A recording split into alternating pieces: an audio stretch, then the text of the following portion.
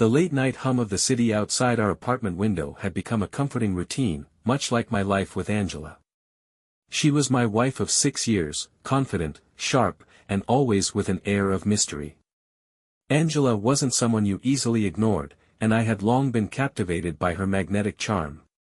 But recently, something had shifted, though I couldn't quite put my finger on it. It started with her newfound enthusiasm for rideshare apps. Angela had never been one to rely on public transport or strangers to get around, but now she was taking rides everywhere: book club, yoga, quick coffee runs. I didn't think much of it until I began noticing the same name on her phone screen repeatedly: Dylan. Dylan was her preferred driver, apparently. She mentioned him casually once or twice: "Oh, Dylan's great. He's always on time," or "Dylan knows the best shortcuts." Her tone was light, dismissive even, but there was a subtle gleam in her eyes whenever she mentioned him. I shrugged it off, telling myself I was overthinking things.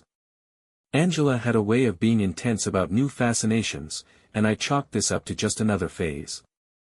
But it wasn't long before her rides with Dylan turned into something more frequent, lingering outside on the curb when he dropped her off, laughing loudly at something he said. Once, I even saw them from the window, her hand lightly grazing his arm as she leaned into the open window of his car.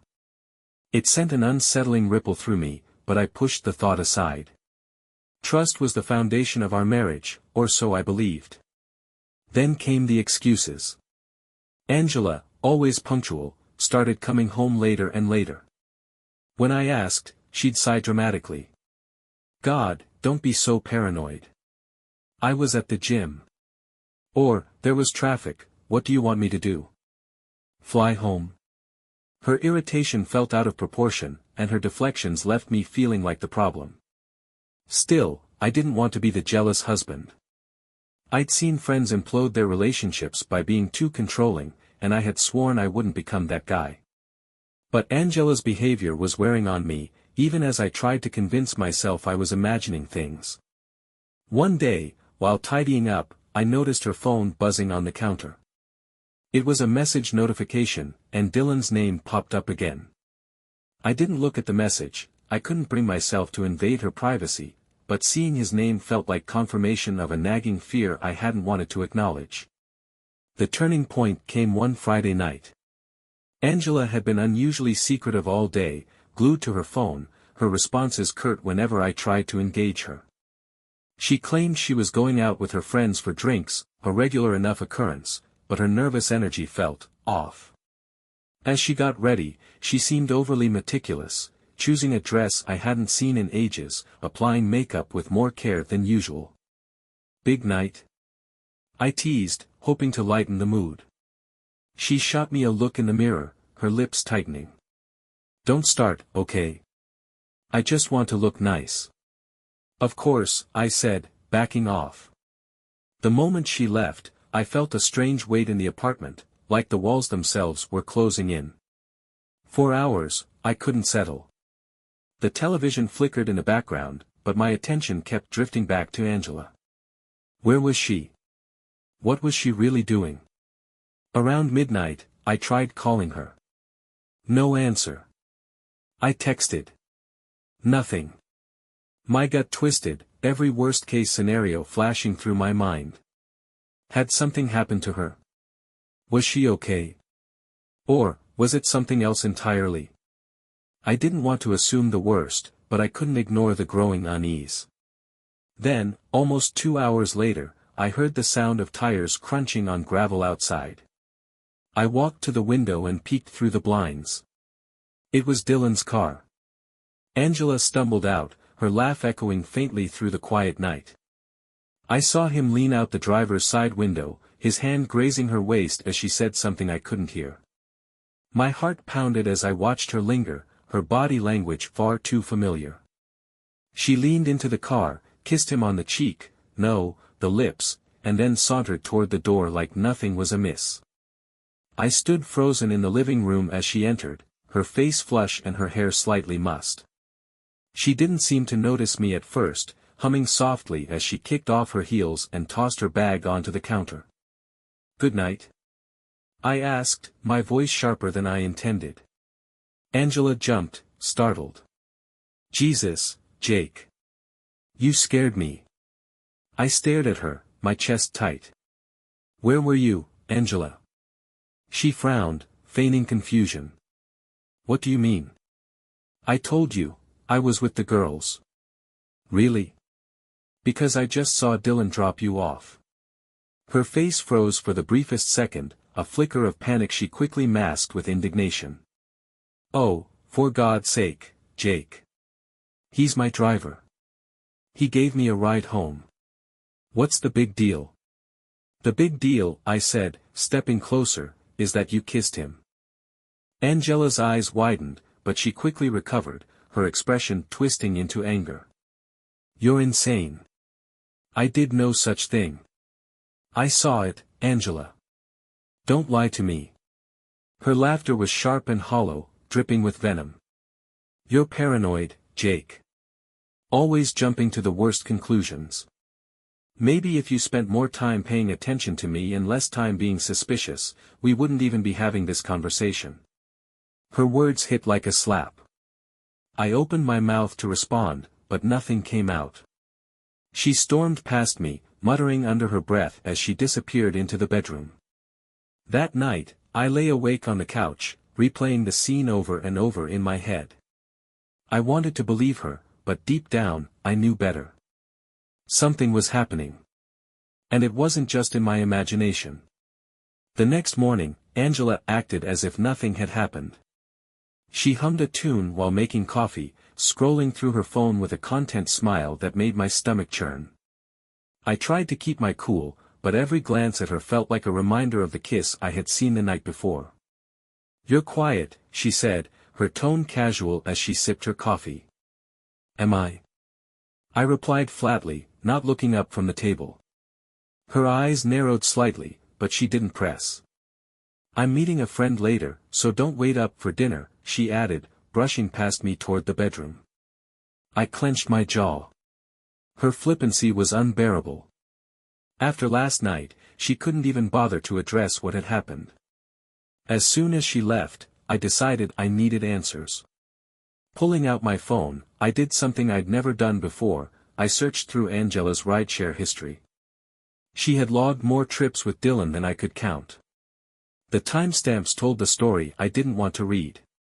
Late-night pickups, mid-afternoon rides when she was supposedly out running errands.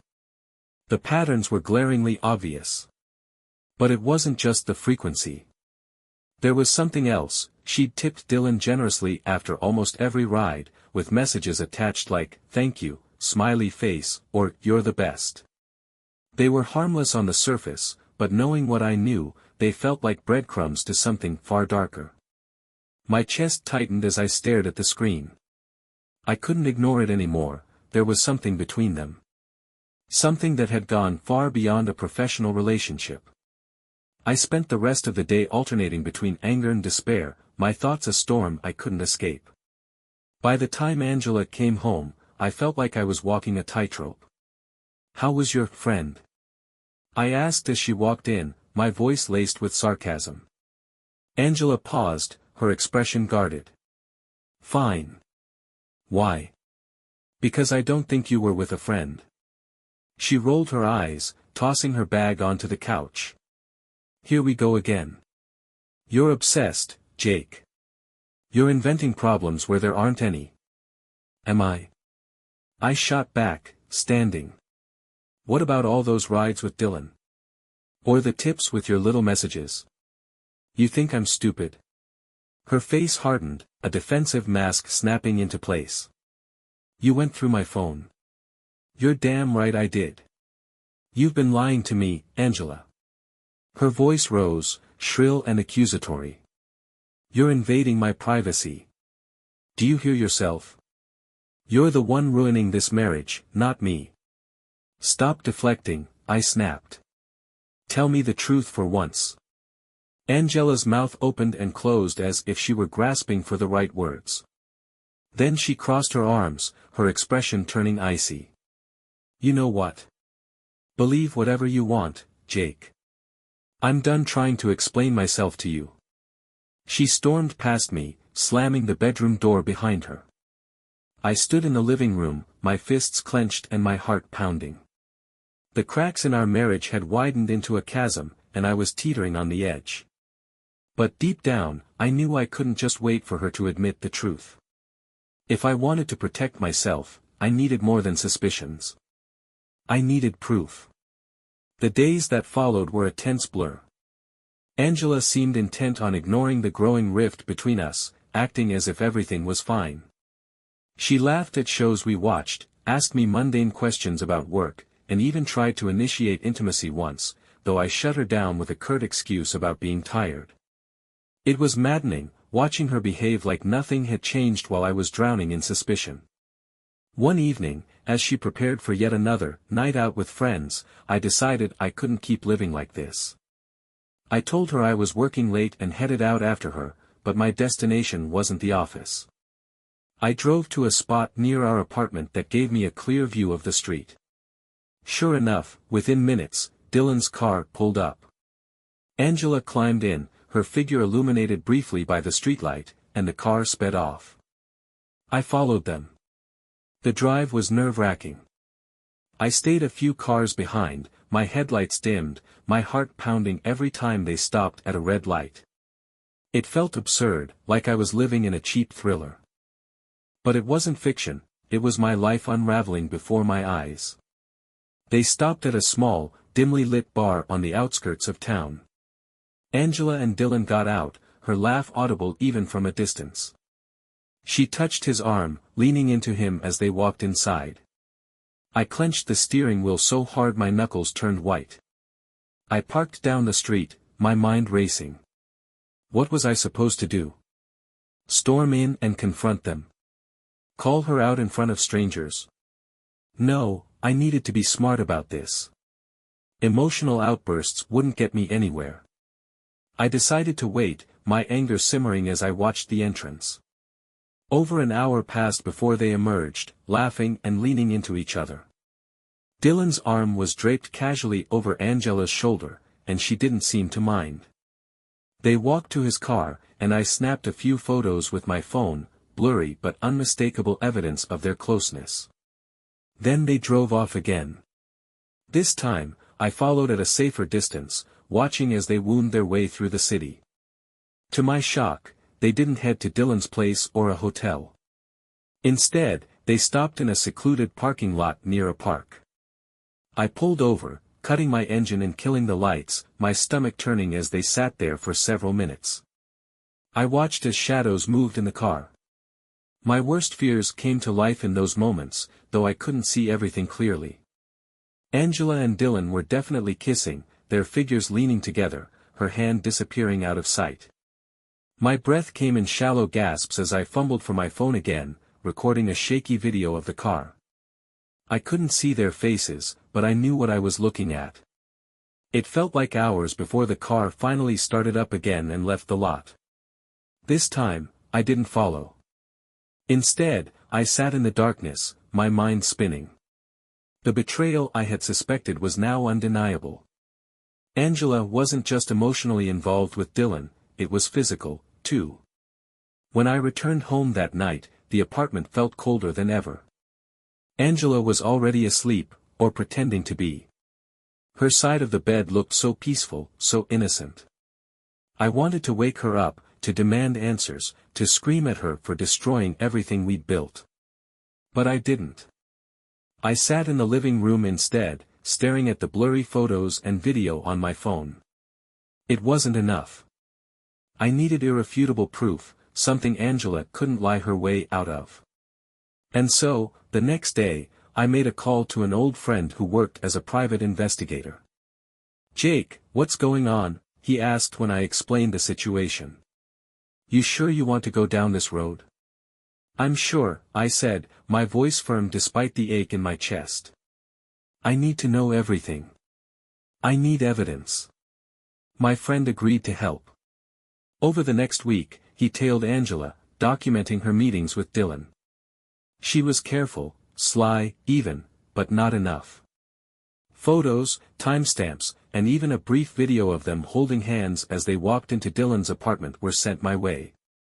Each new piece of evidence felt like a punch to the gut. But the final blow came when my investigator called me directly. "Jake, you're not going to like this," he said, his tone grim. "But you need to see it." He sent me a video. My hands shook as I hit play.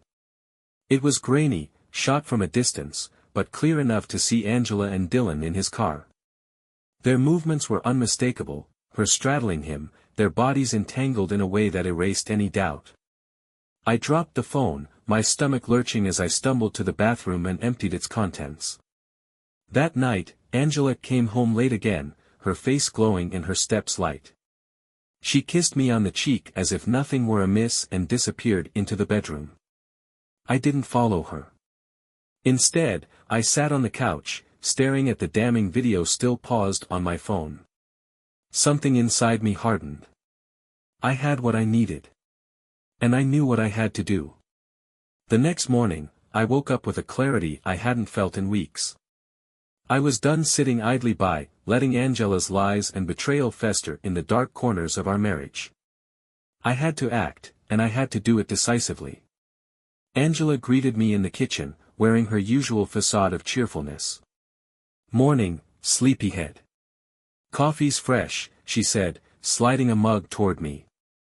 I ignored her attempt at normalcy. "We need to talk," I said flatly. Her hand froze mid-reach for the sugar.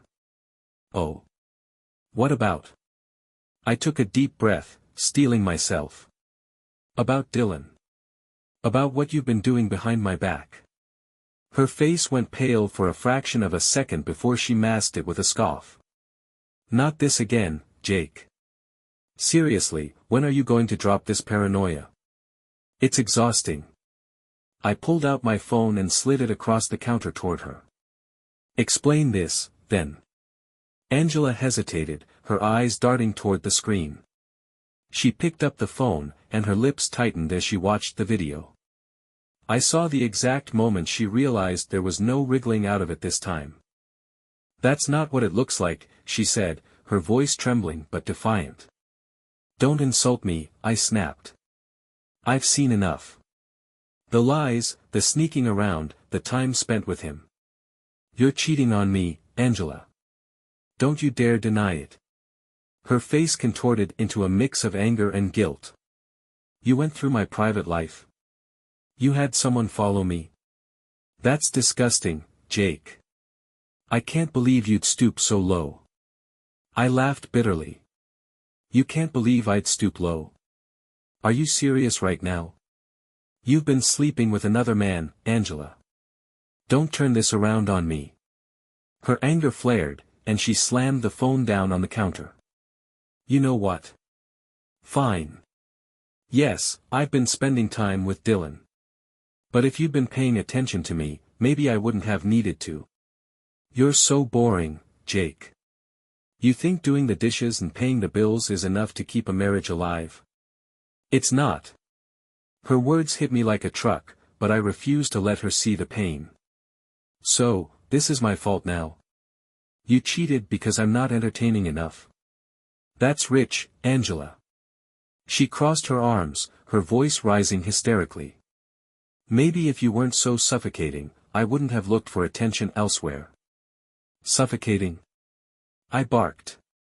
"You mean the man who's been loyal to you, who's supported you, who's loved you without question? That's suffocating to you?" Her jaw tightened, but she didn't respond. I let the silence hang between us, the weight of her betrayal filling the space like a fog. Finally, I spoke, my voice cold and steady. "I'm done, Angela. I'm filing for divorce." Her eyes widened, and for a moment, I saw fear flash across her face. "You don't mean that," she said, her tone softer now. "You're just angry. We can fix this, Jake. We can." "There's nothing to fix," I interrupted. "You destroyed us the moment you decided to betray me. This marriage is over." Angela's calm facade cracked, and she exploded into a tirade of insults and accusations. You're so weak. You can't handle a woman like me. Fine, Jake, go ahead and file for divorce. See how far you get without me. I didn't flinch at her words. Instead, I grabbed my keys and left the apartment. I needed space, air, and the comforting knowledge that I was finally taking control of my life again. The next few days were a whirlwind of activity. I contacted a divorce attorney, laying out the evidence I had gathered. She assured me that Angela's affair would work heavily in my favor during the proceedings. Meanwhile, Angela alternated between venomous outbursts and tearful apologies. One moment, she'd call me spineless and accuse me of ruining her life, the next, she'd beg me to reconsider, promising to change. I didn't mean for it to go this far, she said one evening, her voice trembling. It was a mistake, Jake. I swear, it didn't mean anything. I stared at her, my resolve unwavering. It meant enough for you to risk everything we had. Her tears didn't move me. I couldn't let them. Angela's desperation escalated as reality began to set in. She tried to manipulate me, claiming I was overreacting, that every marriage has its rough patches. When that didn't work, she turned vindictive, threatening to fight me tooth and nail for everything in the divorce. You won't get a cent out of me, she spat one night. I don't want your money, Angela, I replied calmly. I want my dignity back. The situation reached its boiling point a week later.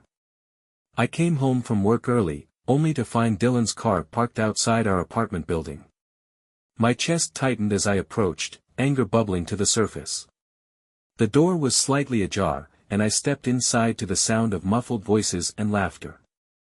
I followed the noise to the parking lot behind the building. And that's when I saw them. Angela and Dylan, tangled together in his car, their movements unmistakable. They didn't see me at first. I stood there, frozen, the full weight of her betrayal crashing down on me like a tidal wave.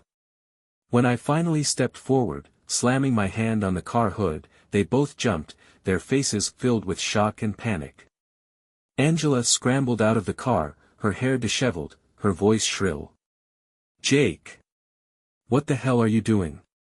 I should be asking you the same thing, I said, my voice shaking with anger. But I don't need to. I already know. Dylan stammered something incoherent, but I didn't even look at him. My eyes were locked on Angela, who was trying, and failing, to look indignant. This is the last straw, I said, my voice cold. I hope it was worth it, Angela. Because this is the end. I turned and walked away, ignoring her shouts as she called after me. That night, I finalized everything with my attorney. It was time to put an end to this nightmare. Angela's hysteria grew worse after that night. She tried every trick in the book, apologies dripping with crocodile tears, angry tirades accusing me of being cold and unforgiving, and even wild promises to fix everything. But it was too late. My decision was final. You're really going to throw everything away over one mistake, she demanded one morning, her voice sharp and bitter. You threw it away the moment you climbed into his car, I replied, packing a bag. The divorce papers were drawn up, and the process moved quickly. With the evidence I had collected, Angela didn't have much room to contest. She tried, of course, accusing me of being controlling and emotionally distant. But her lawyer's attempts fell flat when faced with proof of her affair. The house became a battlefield. Angela stormed from room to room, packing her things while yelling obscenities at me. You'll regret this, Jake.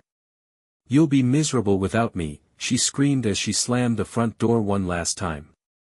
Her threats didn't shake me.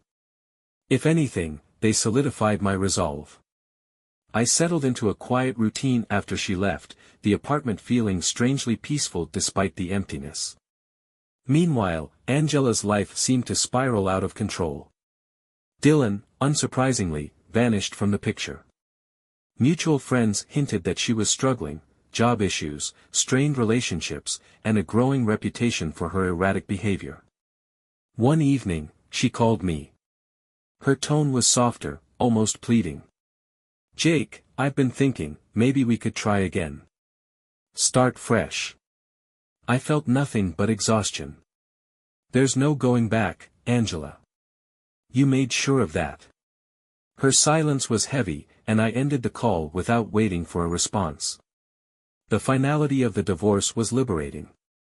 For the first time in years, I felt like myself again. Angela had been a storm that tore through my life, but now the clouds had cleared, and I could finally rebuild. The day the divorce was finalized, I felt an odd mix of emotions: relief, sadness, and an undeniable sense of freedom. The courtroom had been tense, Angela sitting a few seats away with her arms crossed, glaring at me whenever I looked in her direction. But once the judge signed the papers, her expression faltered. For the first time, she looked vulnerable. Afterward, she caught me outside the courthouse. "So that's it?" she asked, her voice breaking slightly. "After everything we've been through, you're just done?" I turned to face her, my tone steady. "You were done the moment you decided I wasn't enough." Her tears spilled over, but I walked away without another word. There was nothing left to say. Over the next few weeks, life slowly returned to normal, or at least, a new version of normal. I focused on my work, reconnected with friends I hadn't seen in ages, and started going to the gym again. The space Angela left behind, once so glaring, began to feel less like a void and more like an opportunity. She, however, wasn't letting go easily. There were messages, long, rambling texts about how she'd made a mistake, followed by angry diatribes blaming me for giving up. I ignored them all. One evening, I bumped into a mutual friend who mentioned that Angela had been struggling. "She's not handling it well," they said, shaking their head. "She keeps talking about how unfair everything is." "Sounds about right," I replied dryly, though I felt a pang of pity for her. Angela had always been someone who thrived on control and attention. Losing both had left her adrift. A month later, the last unexpected turn came. Angela showed up at my door unannounced. She looked disheveled, her usual confident demeanor replaced with desperation. "Jake, please," she said, her voice trembling. "Can we talk? I've lost everything, and I just need you to listen." I stared at her, the memories of our life together flashing through my mind. For a moment, I considered letting her in, hearing her out. But then I remembered the lies, the betrayal, and the months of pain she had caused. "No," I said firmly. "You need to figure this out on your own. Goodbye, Angela." I closed the door, and with it, the final chapter of our story. Months passed, and life settled into a peaceful rhythm. The chaos Angela had brought into my world felt like a distant storm, its damage fading with time. I threw myself into rebuilding, finding solace in the small victories, fixing up the apartment, rediscovering old hobbies, and meeting new people who brought fresh energy into my life. Angela faded into the background, though occasionally, I'd hear about her through mutual friends. She had moved to a smaller place, her social circle shrinking as her reputation caught up with her. Dylan, as expected, was long gone, leaving her to deal with the fallout alone. One day, I received a letter from her. It was handwritten, the tone surprisingly humble. "Jake. I know I'm the last person you want to hear from, but I needed to say this. I'm sorry, for everything. I don't expect forgiveness, but I wanted you to know I see now what I threw away. You didn't deserve what I did, and I hope someday you find someone who treats you the way you deserve. Angela." I read it twice, unsure how to feel. The anger and pain that once consumed me were gone, replaced by a quiet indifference. I folded the letter, placed it in a drawer, and moved on. A year after the divorce, I found myself at a small cafe, waiting for a friend. The sun filtered through the windows, casting a warm glow over the room. A woman at a nearby table caught my eye, her laugh was light and infectious, her smile genuine. She noticed me looking and raised an eyebrow. "See something interesting?" she teased. "Maybe," I replied, feeling a grin spread across my face. For the first time in a long while, I felt the spark of something new. It wasn't love, not yet, but it was a reminder that life moves forward, no matter how broken it might feel. As I left the cafe that day, I realized the truth I'd been searching for all along: sometimes, endings are just the beginning of something better.